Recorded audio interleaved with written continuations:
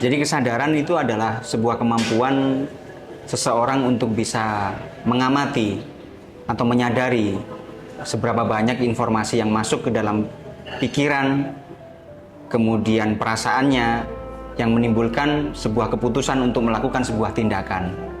Jadi banyak sekali orang-orang yang tidak sadar dengan apa yang mereka lakukan. Artinya tidak sadar bukan berarti pingsan, melainkan tidak sadar mereka ternyata telah dikendalikan oleh pikiran dan perasaannya. Tidak sadar mereka terpenjara oleh pikiran dan perasaannya, sehingga mereka menjadi budak dari pikiran dan perasaannya. Contoh saja, banyak orang yang menyikapi tentang perihal uang. Uang itu buat mereka sebuah hal yang negatif, sebuah hal yang membuat orang bisa menjadikan uang punya sifat yang negatif. Contoh, uang bisa membuat orang gelap mata. Contoh juga, orang bisa lupa saudara dengan adanya banyak uang gitu ya. Padahal kenyataannya uang sebenarnya hal yang netral, adalah sebuah material yang sebenarnya netral, akan tetapi pikiran dan perasaan mereka itu memberikan sebuah informasi, sebuah penekanan terhadap uang, bahwasannya uang adalah hal yang negatif. Hal-hal seperti ini disebut dengan suatu yang sebenarnya tidak mereka sadari, memberikan asumsi negatif terhadap suatu benda atau suatu kejadian yang mereka sendiri sebenarnya tidak mengetahui hal ini berdampak negatif kepada masa depan mereka. Pentingnya sebuah kesadaran. Kesadaran itu sendiri adalah sebuah kemampuan seseorang untuk bisa menganalisa informasi-informasi yang masuk ke dalam pikirannya, kemudian masuk ke dalam perasaannya, sehingga menjadikan dia punya keputusan untuk mengambil sebuah tindakan. Dan kesadaran ini sangat dipengaruhi oleh yang namanya karakter. Sedangkan karakter tersebut, karakter adalah produk yang terbentuk dari masa lalu. Karakter adalah suatu bentukan yang terbentuk dari pola pengalaman yang pernah dialami oleh seseorang. Maka dari itu tiap orang selalu punya karakter yang berbeda, unik karakter ya. Maka dari itu tiap manusia punya kebenaran versi dirinya masing-masing, karena berdasarkan pengalaman masing-masing pribadi orang. Sehingga sulit bagi kita untuk bisa memberikan arahan atau mengarahkan seseorang itu untuk bisa dapat sesuai dengan apa yang kita mau. Artinya kita tidak bisa mengendalikan orang lain menjadikan seseorang itu seperti apa yang kita mau. Nah, kebanyakan orang di luar sana itu ternyata punya persepsi yang berbeda, bahkan pada umumnya. Teman-teman, bahkan saya pribadi dulunya itu pernah mengalami yang namanya fase di mana ingin berusaha mengendalikan orang lain. Ingin berusaha mengendalikan pasangan, mengendalikan anak, mengendalikan orang tua supaya sesuai dengan apa yang kita mau. Padahal pada kenyataannya hal itu tidak mungkin terjadi. Hal itu sangat sulit untuk bisa dilakukan. Karena yang namanya mengendalikan manusia, mengendalikan pikiran seseorang supaya jadi dengan sesuai apa yang kita mau, itu adalah di luar kemampuan kita. Karena mereka masing-masing punya karakter yang berbeda-beda, dan karakter mereka terbentuk dari sesuatu yang dialami oleh diri mereka di masa lalu masing-masing. Ya, itu adalah salah satu kesalahan dari banyak orang, yaitu ingin mengendalikan manusia, ingin mengendalikan seseorang supaya mampu dia kendalikan seperti apa yang dia mau. Ya. Kesalahan yang kedua adalah kita berusaha untuk mengendalikan waktu. Artinya mengendalikan waktu adalah, contohnya di sini adalah mengendalikan masa lalu.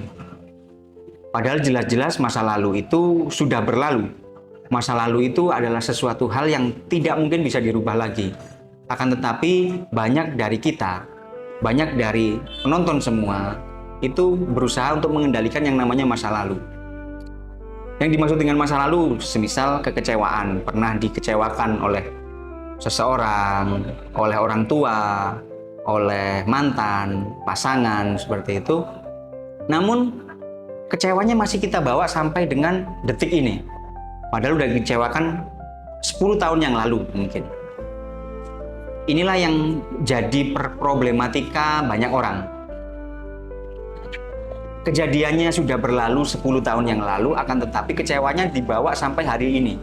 Kecewanya masih dibawa, luka batinnya, luka hatinya masih dibawa sampai detik ini. Sehingga mempengaruhi perasaannya di masa depan. Karena ternyata setelah diteliti, yang namanya luka batin atau luka hati kita, kekecewaan, kesedihan, ketakutan, ya, merasa didolimi, itu ternyata semakin kita menyimpannya, maka akan semakin berpola. Di masa depan ini nanti kita akan menemukan pola-pola yang hampir sama dengan rasa kekecewaan ini tadi. Contoh, kita pernah diselingkuhi. Nah, pada saat pernah diselingkuhi, maka akan timbul trauma. Pada saat timbul trauma ini tadi, jika kita tidak bisa mengikhlaskan, tidak bisa merelakan atau melepas rasa kecewa terhadap perselingkuhan tersebut, maka trauma ini akan menimbulkan sebuah karakter yang menjadikan diri ini takut untuk diselingkuhi lagi, takut membuka hubungan lagi. Akhirnya menimbulkan trust issue, menimbulkan sesuatu yang membuat diri kita ini menjadi karakter yang kurang bisa mempercayai orang baru, ya. Nah, di sini akan berdampak kepada masa depan. Pada saat dia ingin membina hubungan kembali, maka akan ada yang namanya trust issue tadi muncul karena trauma tadi belum sembuh. Nah, pada saat trust issue ini muncul, maka dia akan mempengaruhi terhadap hubungan di masa depan. Dia akan berusaha curiga, bahkan secara tidak sadar rasa kecurigaan ini muncul. Pada saat rasa kecurigaan ini muncul, maka jelas-jelas ini akan mempengaruhi masa depannya. Jelas-jelas pasangan akan tidak nyaman dengan kecurigaan-kecurigaan tersebut, sehingga akan timbullah konflik.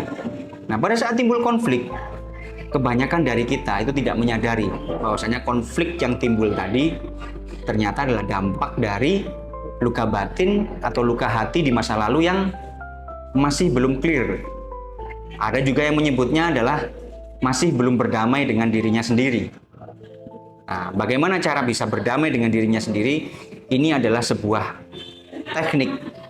Perlu teknik khusus, bahkan perlu terapi, ya. Kita nyebutnya terapi atau perlakuan khusus terhadap diri yang punya rasa trauma, punya pengalaman hidup yang pahit, pengalaman hidup yang menyakitkan, namun ingin menyembuhkannya, maka kesadaran ini sangat diperlukan.